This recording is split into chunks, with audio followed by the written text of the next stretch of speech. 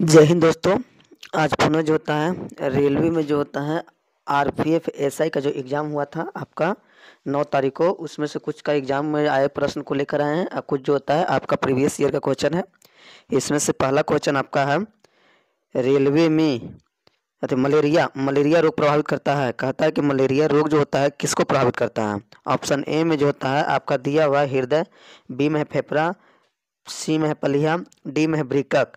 अब मलेरिया जो होता है कि मलेरिया जो होता है एक बीमारी जो होता है किससे फैलता है, तो ये फैलता है आपका एक मच्छर है जिसका नाम है मादा एनोफिलीज। क्या चीज? एनोफिलीज।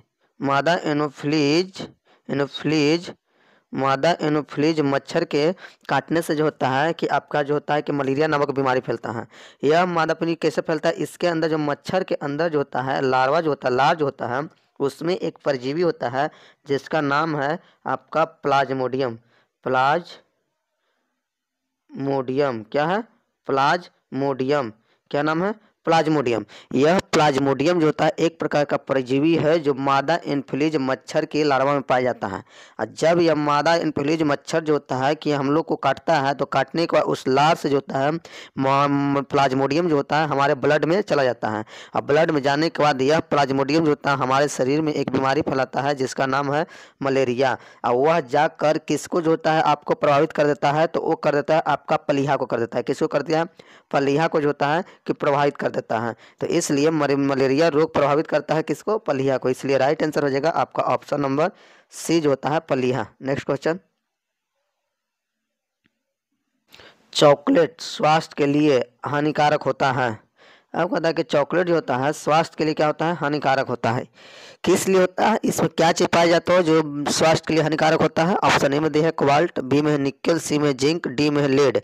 यह जो होता है ना कि इसमें जो होता है आपका लेड जो होता है चॉकलेट में पाया जाता है। शीशा जिसको हम लोग बोलते हैं पी बी बोलते हैं। क्या बोलते हैं? सूत्र इसका होता है पीबी।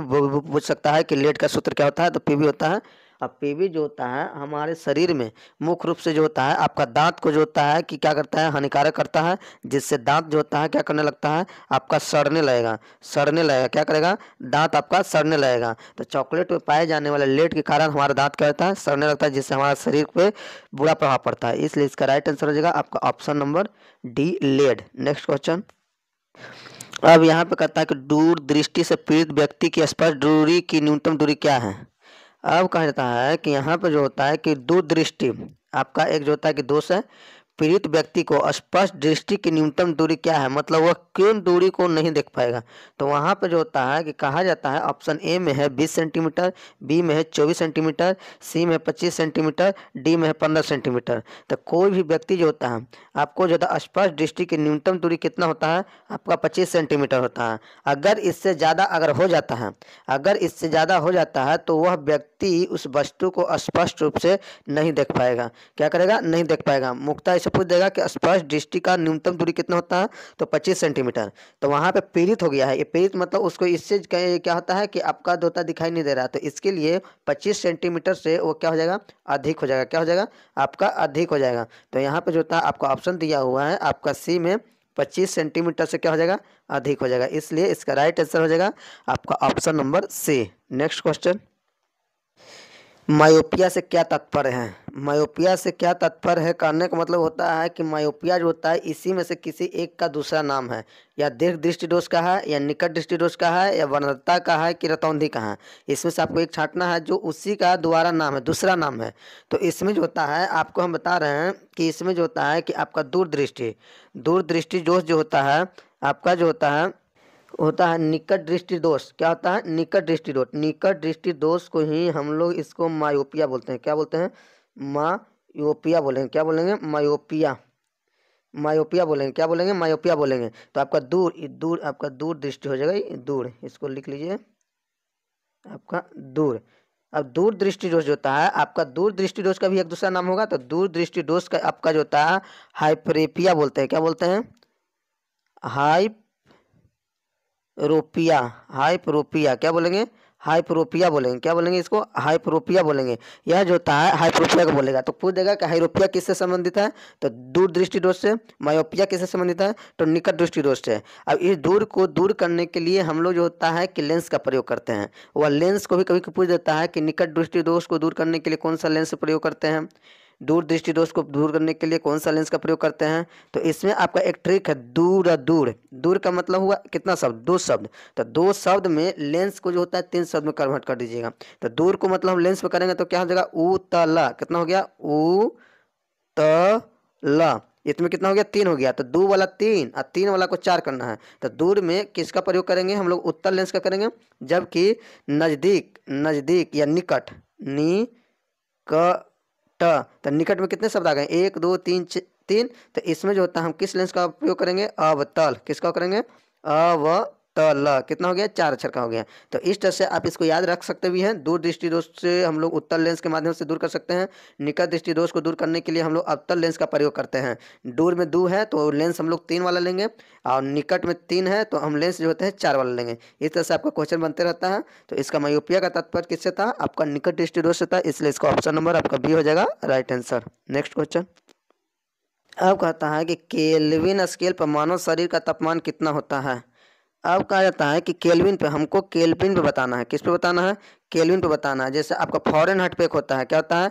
एक फॉरेनहाइट होता है, एक जो होता है आपका डिग्री होता है, एक फॉरेनहाइट होता है के डिग्री होता है। तो इसमें भी बता सकते हैं आप। इसमें से जो होता है कि आप किसी पे जो होता है कि आप बता सकते हैं। इसका एक सूत्र भी होता है आपका जो होता है C0/100 बराबर F-32/80 बराबर K-273/100। इस फार्मूला पे आपको केल्विन का देना रहेगा तो फॉरेनहाइट को पूछ सकते हैं, फॉरेनहाइट का रहेगा तो केल्विन का, केल्विन का रहेगा तो सेल्सियस का, सेल्सियस का रहेगा तो फॉरेनहाइट का। इसके माध्यम से आप पूरी तरह से ज्ञात कर सकते हैं। तो इसके लिए मान लिया कि हम जो होता है कि एक जो होता है कि आपका आप सबसे पहले जो होता है कि मनुष्य का तापमान कितना होता है। एक मान लिया कि आपका 37 डिग्री होता है, 37 डिग्री होता है। या तो फॉरेनहाइट में जो होता है आपका 98 फॉरेनहाइट होता है। किस में होता है? 98 फॉरेनहाइट होता है। आपका केल्विन में पूछता है तो केल्विन में आपको क्या करना है कि 273 जोड़ देना। 273 आपका जोड़ लीजिए, 273 में आपका जो होता है कि किस में पूछ रहा है? आपका केल्विन में ना, तो आपका जो होता है डिग्री सेल्सियस को जोड़ दीजिए। 37 आपका जोड़ दीजिएगा तो 7 3 10, 7 3 10 11 2 1 3। तो आपका कितना हो जाएगा? 310। तो 310 देखिए ऑप्शन किस में है? आपका बी में है 310, इसलिए इसका राइट आंसर हो जाएगा ऑप्शन नंबर बी। अब इस पर भी निकाल सकते हैं आसानी से कि कैस पे आप बैठा दीजिएगा, बैठाने के बाद आपका निकल जाएगा। यहाँ पे देखिए आपका राइट आंसर आ जाएगा आपका option number B 310। Next question, अगला क्वेश्चन है एंटीबॉडी मुक्त एक पदार्थ है। ऑप्शन ए में दिया हुआ प्रोटीन, बी में है कार्बोहाइड्रेट, सी में है कैल्शियम सिलिकेट, डी में है मौलिक एसिड। अब कहता है कि हमारी ये एंटीबॉडी जो होता है कहाँ रहता है? ब्लड में रहता है। कहाँ रहता है? आपका ब्लड में रहता है। अब ब्लड में 2 तरह का होता है। एक आपका होता है एंटीबॉडी, क्या होता है? एंटीबॉडी। एक होता है एंटीजेन। क्या होता है? एंटीजेन होता है। क्या होता है? एंटीजेन होता है। कौन होता है? एंटीजेन होता है। एक होता है एंटीबॉडी होता है। अब हमारा पूछा है एंटीबॉडी क्या है, तो एंटीबॉडी एक प्रकार का क्या है? प्रोटीन है। क्या है? आपका प्रोटीन है। क्या होता है? प्रोटीन होता है। यह प्रोटीन जो होता है हमारे शरीर में अगर अवांछित पदार्थ, मतलब हमारे शरीर में किसी दूसरे जगह से बाहरी जो कोई भी चीज़ आता है तो उससे जो होता है कि आपका जो होता है पहचानने का, आपका जो होता है कि उससे लड़ने के लिए जो होता है कि जिम्मेदार लेता है। क्या लेता है? जिम्मेदार लेता है। अब एंटीजन जो होता है, एंटीजन उसको पहचानने का, मार्किंग करने का काम करता है। क्या करता है? मार्कर। मार्कर मतलब उसको पहचानने का कार्य करता है। एंटीजन क्या करेगा? उसको पहचान लेगा। पहचानने के बाद एंटीबॉडी को बोल देगा अरे हमारे शरीर में जो होता है कोई दूसरा चीज़ आया है। क्या आया है? उसको देखेगा, उसको परीक्षण करेगा क्या है नहीं है। जैसे ही देखेगा कि यह हमारे शरीर का नहीं है तो एंटीबॉडी उसको मार को क्या करेगा? खत्म कर देगा। क्या कर देगा? खत्म कर देगा। तो एंटीबॉडी जो सुरक्षा प्रदान करता है, जबकि एंटीजन जो होता है आपको पहचानने का कार्य करता है। तो पूछेगा एंटीजन का काम क्या है? किसी चीज़ को पहचानने का कार्य करता है, जबकि एंटीबॉडी अवांछित जो पदार्थ होता है उसको जो होता है कि क्या करता है? समाप्त करने का कार्य करता है। तो यहाँ पे यह एक प्रकार का क्या होता है? प्रोटीन होता है, इसलिए इसका राइट आंसर हो जाएगा option number A protein. Next question, पादप जगत को उभयचर प्राणी किसे कहते हैं? अब कहा जाता है कि पादप जगत का उभयचर प्राणी किसे कहेंगे? उभयचर प्राणी वैसे प्राणी को कहते हैं जो जल और जमीन दोनों पर रहता है, जल और जमीन दोनों पर रहता है, जल और जमीन दोनों पर रहेगा कि उसे हम क्या करेंगे? उभयचर प्राणी कहेंगे। तो यह जो होता है आपका जंतु जगत का नहीं है, आपका जो होता है पादप जगत का पूछ रहा है। जंतु जगत में आपका जो होता है किसका होता है? मेढक का पूछेगा। आपका जंतु जगत में पूछ देगा तो आपका क्या हो जाएगा? मेढक हो जाएगा। लेकिन अगर पादप जगत में पूछ रहा है तो पादप जगत में जो होता है आपका जो होता है ऑप्शन नंबर जो होता है ए जो होता है आपका जो होता है ब्रायोफाइट्स। ब्रायोफाइट्स जितने पौधे जो होते हैं वो जल और जमीन दोनों पे रहते हैं। ये जल में भी रह सकता है, जमीन पे रह सकता है, इसलिए इसे जो होता है पादप जगत का उभयचर प्राणी कहते हैं। किसको कहते हैं? ब्रायोफाइट्स का। इसलिए इसका राइट आंसर हो जाएगा option number A. Next question, पौधा अपना भोजन बनाता है। अब कहता है कि पौधा अपना भोजन बनाता है किसके माध्यम से? ऑटोट्रॉप्स, बी में है हेट्रोट्रॉप्स, सी में है साइप्रोफाइट, डी में है पैरासाइट। यहाँ पे हम मुख्य रूप से आपको बता रहे हैं कि पोषण जो होता है पोषण दो तरह से होता है।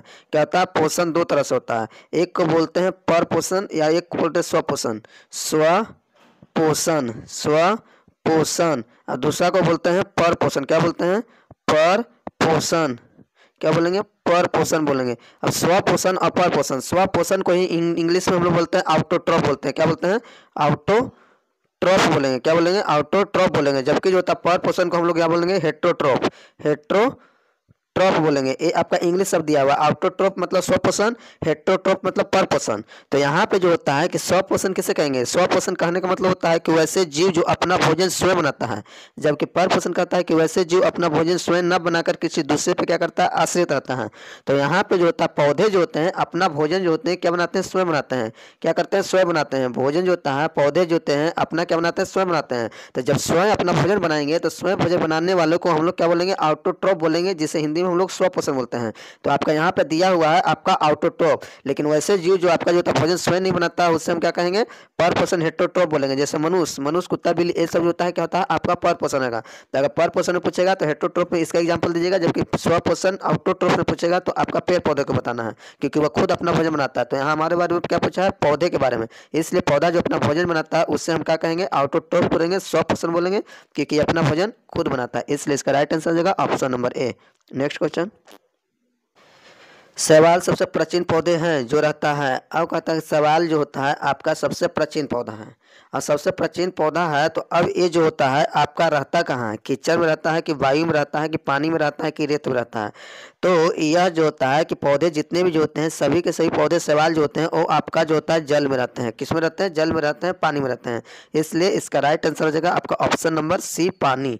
नेक्स्ट क्वेश्चन, अब कहता है कि यहाँ पे प्लेनेरिया में होता है। पहला ऑप्शन ए है निषेचन, बी में है विखंडन, सी में है पुनर्जनन, डी में है बी एंड सी दोनों।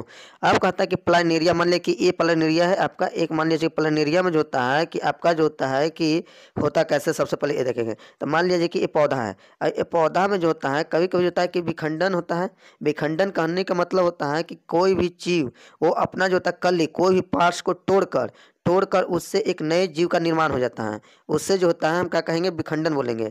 अब पूर्ण जनन में कहने का मतलब, पूर्ण जनन मतलब जो होता है वो छोटे छोटे टुकड़े में खुद टूट जाएगा, और टूटने का पुनः उससे फिर एक नए शरीर का निर्माण हो जाएगा। मतलब इसी से मान लिया कि टूट गया, छोटा छोटा से टुकड़ा में टूट गया, और टूटने के बाद इस सभी से आपका एक क्या बन गया? जीव बन गया। पूर्ण जनन बोलेंगे। लेकिन विखंडन में क्या होता है कि ये आपका पौधा है, इसमें एक ऐसे कली निकल गया, ये आपका टूट गया, टूटने के बाद नीचे गिरा, और फिर इससे जो होता है आपका क्या हो जाएगा? पौधा बन जाएगा। लेकिन निषेचन में नहीं होता। निषेचन में आपका जो होता है मेल, जिसको हम संकेत ऐसे बोलते हैं, और एक फीमेल, ये दोनों से जो होता है आपका जो होता है कि अंडाणु आता है, ये दोनों मिलकर जो होता है एक जो होता है मतलब बच्चे को जन्म देता है। तो ये एक अलग प्रक्रिया हो गया। यह जो होता है आपका जो होता है अलग है, जबकि यह एक अलग है, यह अलग है। अब कहता है कि इन तीनों में से कौन सा जो होता है प्लानेरिया में होता है? तो प्लानेरिया में जो होता है आपका जो होता है दोनों होता है। आपका टूट के बड बना के भी जो होता है नीचे गिरेगा, नीचे गिरने के बाद एक नए पौधे का निर्माण करेगा, या तो पूरी तरह से टूट जाएगा, टूटने के बाद प्रत्येक टुकड़े से जो होता है एक नए जो होता है पौधे का क्या करेगा? निर्माण करेगा। तो इस प्रकार के जो होता है कि दोनों प्रक्रिया आपको देखने को मिलेगा किसमें? प्लानेरिया में। इसलिए इसका राइट आंसर आपका हो जाएगा ऑप्शन नंबर डी हो जाएगा, बी और सी दोनों। बी में है विखंडन, सी में पुनर्जनन। यह दोनों प्रक्रिया होता है, विखंडन भी होता है और पुनर्जनन भी होता है। अब इतना ही रहने देते हैं। 10 क्वेश्चन था आपका, और बहुत सारे क्वेश्चन आपको जो भी अगर देखने को मिलेगा, आप जो होता है मेरा इस जो होता है कि यूट्यूब चैनल पे जो होता है आपका व्हाट्सअप नंबर दिया हुआ है, उस पर आप जो होता है आरपीएफ का पूछे गए प्रश्न को आप जो होता है व्हाट्सअप कर सकते हैं, ताकि अगला वीडियो हम लाएंगे उसमें आपको क्वेश्चन पूरी तरह से कंप्लीट मिलेगा। अब मिलते हैं नेक्स्ट वीडियो में, तब तक के लिए जय हिंद।